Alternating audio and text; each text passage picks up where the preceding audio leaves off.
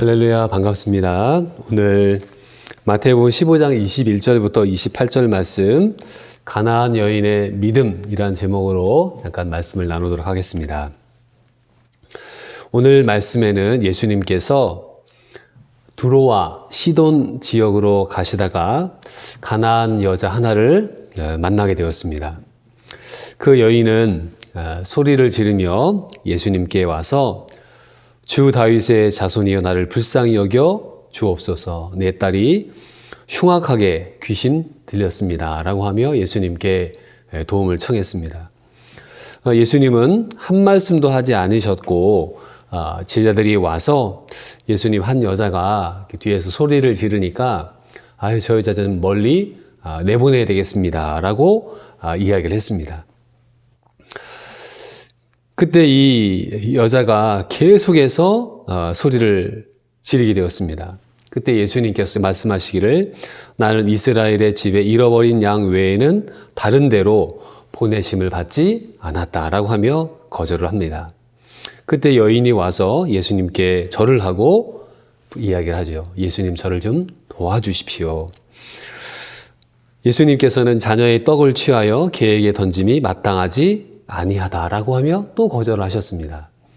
그때 그 여인이 주여 올소이다마는 개들도 제 주인의 상에서 떨어지는 부스러기를 먹습니다 라고 대답을 합니다. 예수님께서 여자여 내 믿음이 크도다, 내 소원 대로 되리라 라고 얘기하시면서 그때로 그 아이의 병이 낫게 되었다라고 짤막하게 예수님과 가나안 여인의 믿음에 대한 말씀을 마태복음 15장에서 이야기를 하고 있습니다.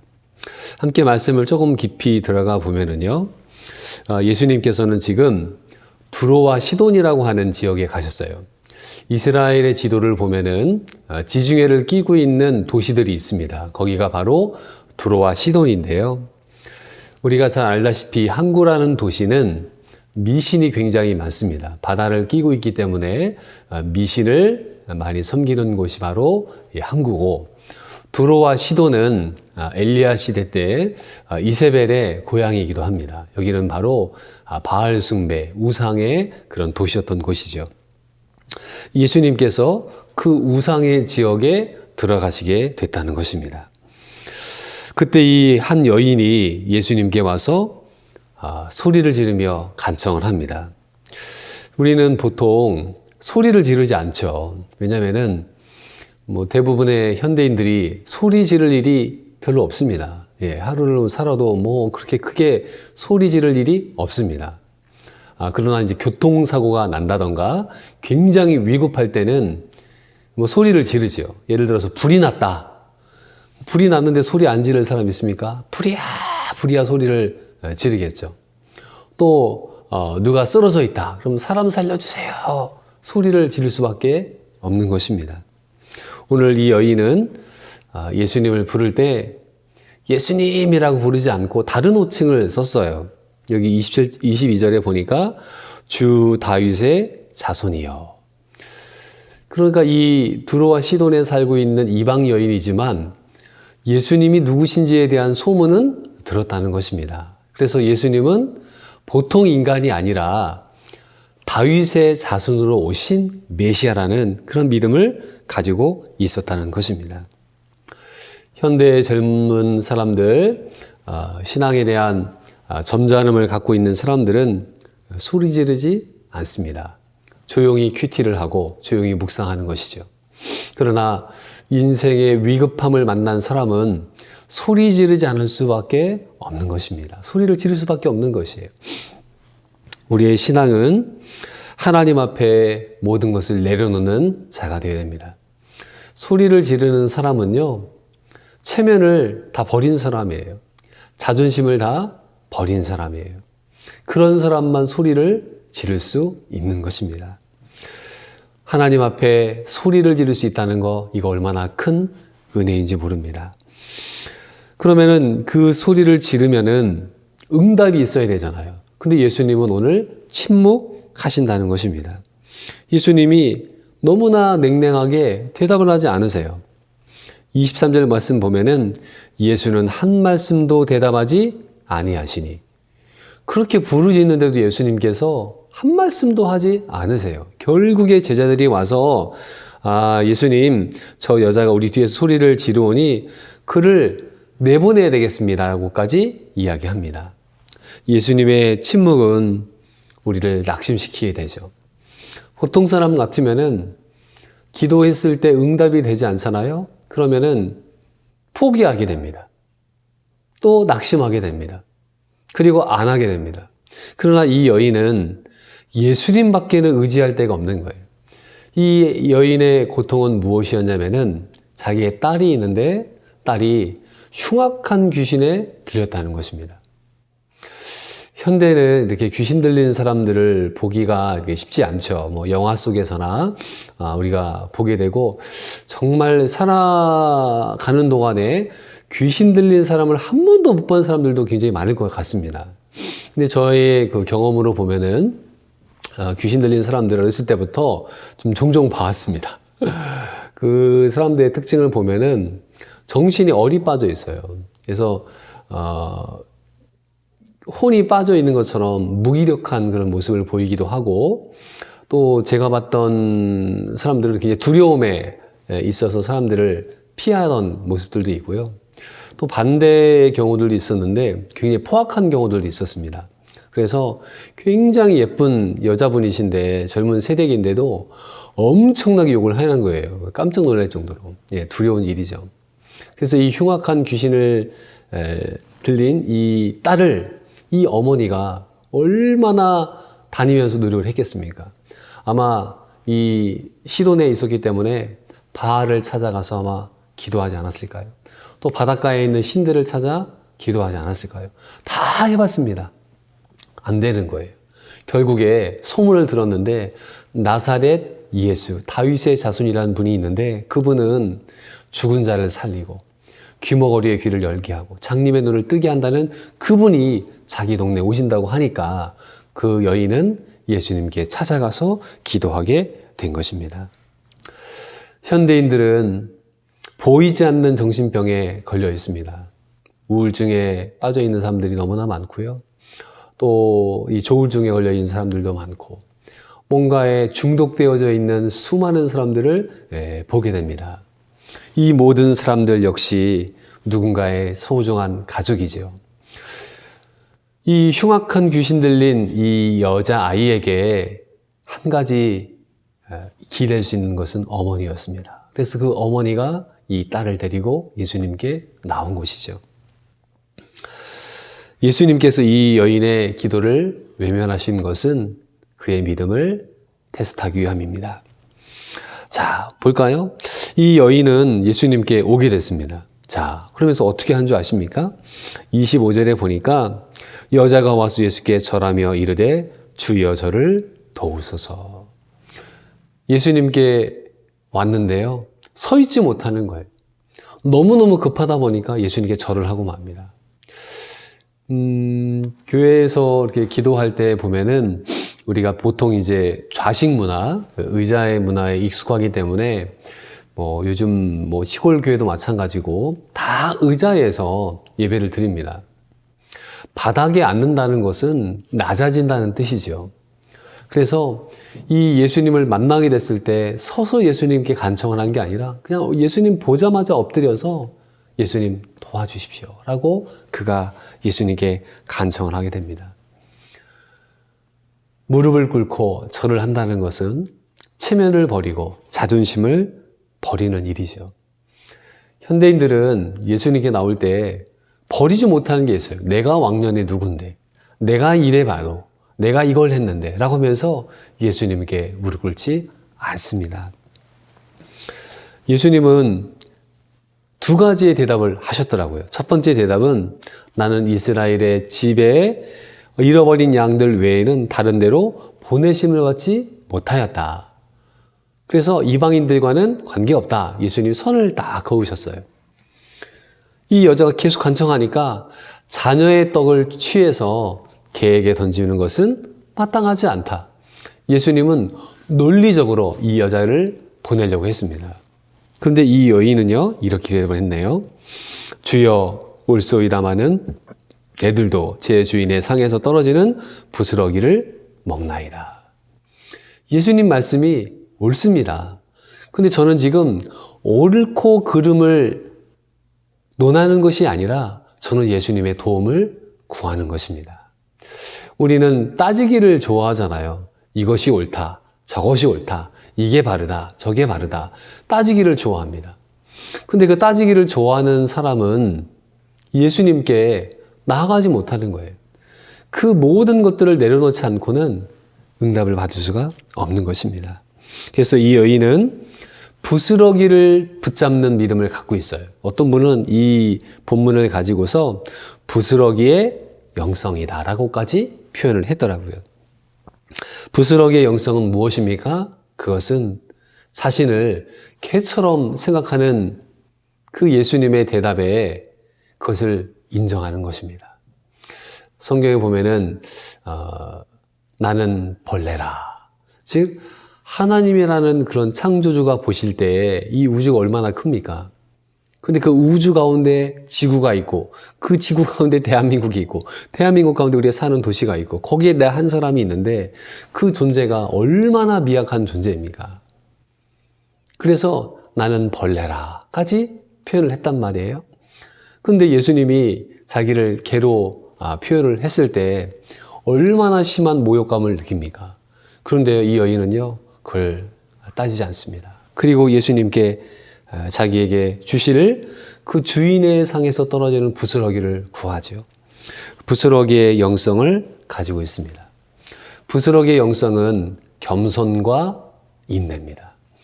우리는 하나님 앞에 겸손하게 나아가야 됩니다. 하나님, 저는 벌레와 같습니다. 하나님, 저는 개와 같습니다. 그건 어떻게 보면 자기를 비하한다고 표현할 수 있겠지만은 그것은 하나님이라는 절대자 앞에 우리의 모습은 뭐 내어놓을 게 없는 거예요. 아무리 권력이 많은 대통령이나 뭐 장관 차관이나 뭐 국회의원 또 시장 도지사라 할지라도 하나님 앞에는 대통령이 없는 거예요. 그냥 인간일 뿐인 것입니다. 죄인일 뿐인 것입니다. 그래서 하나님 앞에 나아갈 때 우리는 낮은 겸손한 모습으로 나아가야 됩니다. 그리고 인내로 나가는 것이죠. 우리의 마음은 멸시를 받았을 때 참지 못하게 됩니다. 그러나 참을 때가 있습니다. 왜요? 자식 때문에 참습니다. 자식 때문에 참습니다. 예수님께서 이 여인의 그 대답을 들으시고 예수님께서 그 여인을 칭찬하시더라고요. 여자여, 내 믿음이 크도다. 내 소원대로 되리로다. 그때부터 그 딸이 나음을 얻게 되었습니다. 우리가 잘 아는 어거스틴이라고 하는 위대한 성자가 있죠. 이 어거스틴이 신앙이 어렸을 때부터 아주 좋았던 사람이 아니었어요. 마니교로 하는 이단에 빠져서 뭐 방탕한 삶을 살았던 사람이었습니다. 그런데 그의 어머니가 늘 기도를 했어요. 모니카라는 여인인데요. 늘 기도를 했습니다. 그때 암브로스라는 감독이 와서 그 모니카에게 해준 말이 책에 전달이 되어 내려옵니다. 뭐라고 얘기했냐면은 기도하는 어머니가 있는 아들은 망하지 않는다. 정말 세상에서 제일 힘든 일이 무엇이냐? 라고 저에게 물으신다면은 저는 자식을 키우는 것이라고 대답을 하겠습니다. 왜 그러냐면은 세상 일은요, 내가 하고 싶은 대로 잘 되지도 않지만 그래도 하면은 되는 일들이 있지 않습니까? 그런데요, 자식은요, 이길 자가 없는 거예요. 자식 이길 사람이 없다는 것입니다. 그래서 뭐 쟁쟁한 그런 믿음을 갖고 있는 집안에서도 그 자식 하나를 못 이기는 분들이 너무나 많이 있는 거예요. 그런데 그 자식을 이길 수 있는 유일한 길이 한 가지 있습니다. 그것은 무엇이냐? 어머니의 기도요. 아버지의 기도인 것입니다. 오늘 이 여인의 믿음은요, 담을 뛰어넘는 기도를 했어요. 이 여인을 이렇게 감싸고 있는 담이 있습니다. 무슨 담이 있느냐? 첫째는 국경이 있어요. 시돈과 두로, 예루살렘. 이 엄청난 국경이 있는데요. 인종차별의 그런 엄청난 그 국경을 이 여인은 뛰어넘었습니다. 또 무관심이라고 하는 담이 있어요. 사실 우리가 살아가는 동안에 관심을 받지 못한다는 것은 슬픈 일이 없습니다. 무시해버리는 거죠. 사람들이 그냥 무시해버리는 거예요. 얼마나 그 마음이 힘듭니까? 그것도 뭐 나쁜 놈이 나를 무시하면은 그런가 보다 할 텐데 이 사랑 많은 예수님이 나를 무시하니 그 얼마나 마음이 아프겠습니까? 근데 이 여인은 그 무관심의 담을 뛰어넘습니다. 또 무엇이 있었습니까? 제자들이 방해를 했어요. 아, 저 여자 좀 내보내십시오. 주변에 있는 사람들이 기도할 때 도와주면 좋을 텐데 기도를 방해합니다. 근데 이 여인은 그 방해도 뚫고 가는 것입니다. 오늘 설교를 준비하면서 두 가지의 예화를 준비를 했는데요. 첫째는 필립스 브룩스의 목사의 어머니라는 글이 있습니다. 설교론을 준비하고 설교학을 배우는 분들에게는 필립스 브룩스 목사님의 설교론 책이 아주 굉장히 유명합니다. 너무나 좋은 책이죠. 19세기에 성공의 감독으로 있었던 분이었는데요. 이 필립스 브룩스 목사님은 자기 어머니가 돌아가신 다음에 무덤을 만들었습니다. 그리고 무덤에다가 비석을 세워야 되는 것이죠. 그 어머니를 기억하며 거기다 성경 구절을 넣고 싶은 거예요. 이 필립스 목사님은 오늘 본문 마태복음 15장 28절의 말씀을 어머니 묘비에 세웠다고 합니다. 여자여, 내 믿음이 크도다.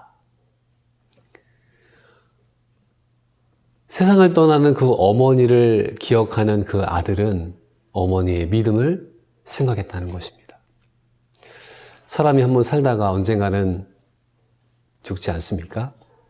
그 죽음을 맞이하게 됐을 때 누군가가 그 사람을 기억을 해요. 아, 저 사람은 어떤 사람이었을까? 아, 저 사람은 돈 많은 사람이야. 저 사람은 자기 취미와 이런 것들을 자랑할 수도 있겠죠. 그러나 이 필립스 목사님은 그 어머니를 생각할 때 여자여, 내 믿음이 크도다. 저는 우리 어머니들이 이 말씀처럼 자녀들이 인정해주는 어머니가 되셨으면 좋겠습니다. 아, 그래, 우리 어머니는 기도하는 분이셨어. 신앙의 유산을 물려주는 것보다 더 큰 가치가 어디 있겠습니까? 또 하나는 자녀를 위한 그 부모님의 기도를 생각을 해봤습니다. 오늘 이 여인의 믿음은 그 귀신 들린 딸을 고침받아서 이 딸이 행복하게 살기를 원하는 간절한 마음으로 예수님께 오지 않았겠습니까? 그러면은 우리도 기도를 하는데 자신의 진로를 위해서도 기도하고 또 여러 가지 인생에 대한 것들을 많이 기도하겠지만은 그래도 자식을 낳은 부모님이라면은 자녀를 위한 기도를 하게 될 거예요. 우리 아들, 딸 좋은 대학 가게 해주세요. 그거 기도할 수 있습니다. 나쁜 거 아닙니다. 우리 아들, 딸 부자 되게 해주세요. 그것도 나쁜 일 아닙니다. 또 우리 아이들이 결혼할 때 좋은 믿음의 배필을 만나게 해주십시오. 여러 가지 기도 제목이 있을 거예요. 근데 오늘 저는 자녀를 위한 축복 기도문이라는 글을 가지고 와서 우리 자녀들을 위해서 기도하실 때 우리 부모님들이 요 기도대로 기도하시면 너무나 좋겠다 싶을 것 같아서 기도문을 준비를 했습니다. 이렇게 기도를 하네요. 자녀를 위한 축복 기도문. 좋으신 하나님 아버지, 우리 가정을 사랑하셔서 아들, 딸을 선물로 주신 은혜에 감사드립니다. 자녀의 머리를